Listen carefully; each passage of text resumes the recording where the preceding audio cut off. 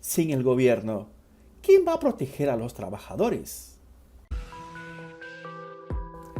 Esta es la visión libertaria, su fuente de información descentralizada y distribuida. La revolución industrial fue una época muy triste para muchas personas.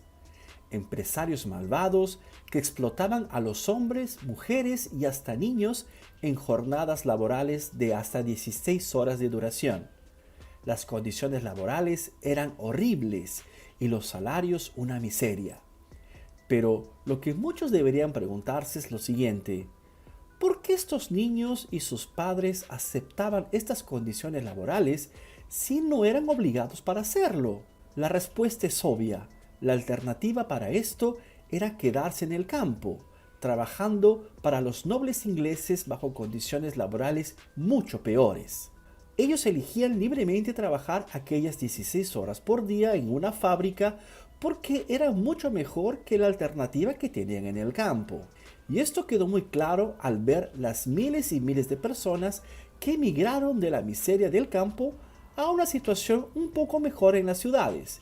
Y desde ahí es que nuestro mundo cambió completamente. ¿Saben quién realmente salió perjudicado con esta revolución industrial?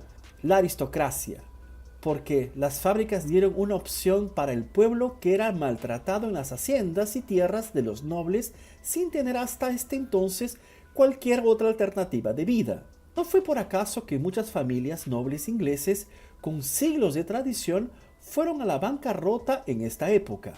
Y el pueblo en general hoy está mucho mejor de lo que estaba antes de la revolución industrial. Observen que este es el origen del socialismo y del comunismo, pues surgió exactamente en esta época. La respuesta a la aristocracia con una nueva organización social basada no más en el feudalismo y en la obediencia al lord de la tierra, ni tampoco en el planeamiento económico central de un rey, y sí en elecciones voluntarias, en el comercio e interacciones personales. ¿Ustedes tienen alguna duda de que quien está en contra del libre mercado es la aristocracia? Bueno, esto es muy fácil de probar. Mira, ahí en tu país, ¿quiénes son los verdaderos comunistas? Los socialistas. Solo gente de la élite de tus países, personas muy ricas. Miren cómo funciona en Cuba, un feudo medieval, en donde miles de personas sufren una pobreza extrema solo para sustentar la aristocracia de la familia Castro y sus amigos. No se equivoquen, la guerra siempre fue entre el pueblo contra el gobierno. La diferencia es que en el pasado el gobierno eran los reyes y la aristocracia. Hoy quien defiende los gobiernos son los comunistas y socialistas en general.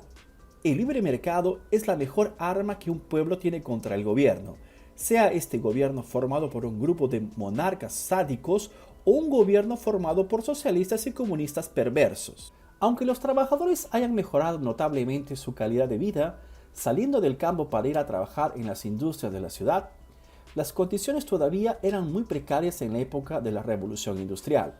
Pero fueron los sindicatos que mejoraron la vida de los trabajadores, ¿verdad? Haciendo paros, medidas de fuerza, luchando por mejores salarios, etc. Bueno, nada de esto. Hubo lucha de sindicatos, claro, con revuelta de trabajadores, paros de producción y etc. Pero aquí necesitamos separar dos cosas. Primero, dejar claro que el anarcocapitalismo reconoce el derecho de asociación voluntaria. Los primeros sindicatos, fruto de la libre asociación entre trabajadores, son legítimos y pueden existir también en una sociedad libertaria. Ahora, estos sindicatos no tienen nada que ver con los sindicatos como los conocemos hoy en América Latina, que no son asociaciones libres en su mayoría, son meros departamentos estatales en los que las personas son obligadas a contribuir compulsoriamente con impuestos sindicales de la misma forma como si fuera con el gobierno, con el único objetivo de enriquecer a sus líderes y explotar al pueblo en general. Este tipo de asociación compulsoria no tiene lugar en una sociedad libertaria. Y el segundo punto, a pesar de todas las luchas, paros y protestas, sindicatos y gobiernos no consiguieron absolutamente nada de mejora para los trabajadores. Quien realmente resolvió el problema fue el libre mercado. Cuando el empresario Henry Ford tuvo la idea revolucionaria en la época de vender sus autos para sus propios empleados, Solo esta idea básica limitó la jornada laboral para permitir que sus empleados tuvieran más tiempo libre para consumir sus productos. Después de este acto revolucionario, muchas otras empresas lo siguieron y solo después de todo este proceso fue que los gobiernos decidieron abrazar la idea de definir leyes sobre jornadas laborales. Una vez más, las ganas de emprendedores de tener más lucro en sus negocios llevó a la solución del problema de décadas y décadas de gobiernos que no consiguieron resolver. El gobierno, solo después de descubrir esta idea, intenta atribuírsela, al igual que los sindicatos, que hasta el día de hoy dicen que son autores de la solución del problema. Un caso más contradictorio aún es el caso de los socialistas y comunistas diciendo que fue su modelo en realidad el que resolvió las malas condiciones de trabajo.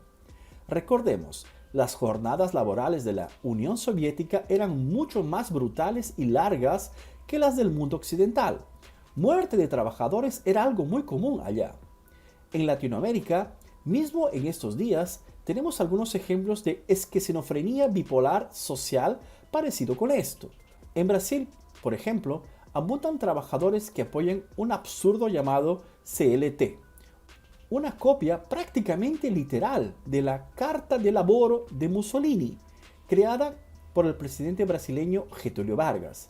Vargas en Brasil, como Perón en Argentina, eran presidentes abiertamente simpáticos al movimiento nazista. Todo en el Estado, nada fuera del Estado, nada contra el Estado. Fue la famosa frase síntesis de Mussolini para describir el fascismo. Esta idea de que el gobierno protege a los trabajadores de los empresarios malvados no es nada más que la aristocracia buscando mantener su poder contra el pueblo, contra la gran fuerza que destruye este poder y que es capaz de liberarlo, y que todos conocemos con el nombre de libre mercado. La Carta de Laboro de Mussolini fue adoptada en varios países europeos como ley del trabajo en la misma época. Aunque la mayor parte de estos países evolucionaron, al final de la Segunda Guerra Mundial, anularon estas prácticas por el daño que causaron al trabajador. Las leyes que derivan de la Carta de Laboro de Mussolini, en síntesis, son una serie de reglamentos, límites y multas sobre el trabajo por diversos tipos, algunos impuestos claros e indirectos. Ya nadie tiene dudas que el fondo de desempleo, que es muy usual en muchos países, es un absurdo completo, un impuesto carísimo cobrado del trabajador.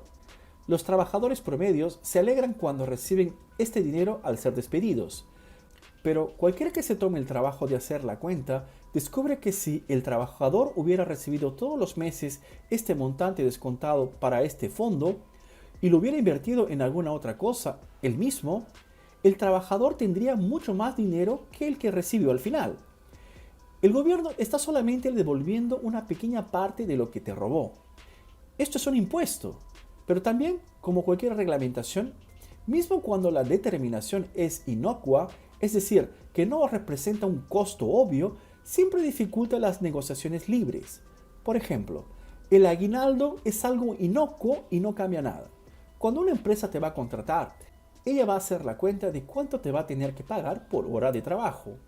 Eso significa que ella va a calcular el número de horas que trabajas en un año, va a calcular el costo total de un año y va a dividir el segundo por el primero.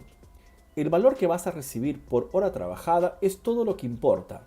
El hecho de que recibas un monto de 12 cuotas, uno para cada mes o 13 cuotas, no hace ninguna diferencia.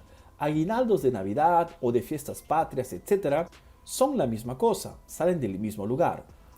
Una pizza no va a ser más grande si la partes en 13 porciones en vez de partirlas en 12. Vacaciones pagas obligatorias, expediente laboral limitado, horario para almorzar, todo esto no trae ningún beneficio al trabajador, solo limita la posibilidad del trabajador no poder negociar estos puntos con el contratante a cambio de un sueldo mejor. Pero está muy equivocado de quien piensa que estas cosas no traen prejuicios a todo el mundo. Todas estas reglas contribuyen para la inseguridad jurídica. Siempre está el riesgo presente de que alguna de todas estas miles de reglitas escritas en las leyes laborales, regulaciones, acuerdos sindicales, horarios especiales, etc., sean cuestionados en algún tribunal del trabajo. Esto lleva a los empresarios a considerar estos costos a la hora de contratar a un trabajador. Es solo más un costo que compone el costo total del empleado para el empleador. Como el empleador no tiene cómo evitar estos costos, él actúa en los únicos costos que sí puede cambiar, que él puede controlar: el valor del salario y el precio final de los productos. De ahí que o el trabajador va a ganar un sueldo menor para compensar esta inseguridad jurídica, o el producto final de la empresa va a salir más caro para todas las personas. Lo que nos lleva a pensar que, como todas las empresas del mercado sufren este mismo problema, todos los productos son absolutamente caros y los sueldos de los trabajadores absolutamente bajos. Los únicos que ganan con todo esto son los gobiernos, las aristocracias, ya que ganan con los impuestos incluidos en las leyes laborales de cada país, como fondos de garantías. Los funcionarios públicos ganan justificativas para aumentos de sus rendimientos, porque al contrario de los empresarios, el gobierno no necesita hacer cuentas para pagar beneficios a las personas, solo necesita una justificación. Empresarios y empleados solo pierden con leyes laborales, pero como toda regulación impuesta, siempre tiende a perjudicar a la parte más débil. La parte más fuerte siempre puede repasar el costo para la parte más débil. Las leyes del trabajo, como todas las leyes laborales impuestas por gobiernos, solo condenan a los trabajadores a la miseria eterna.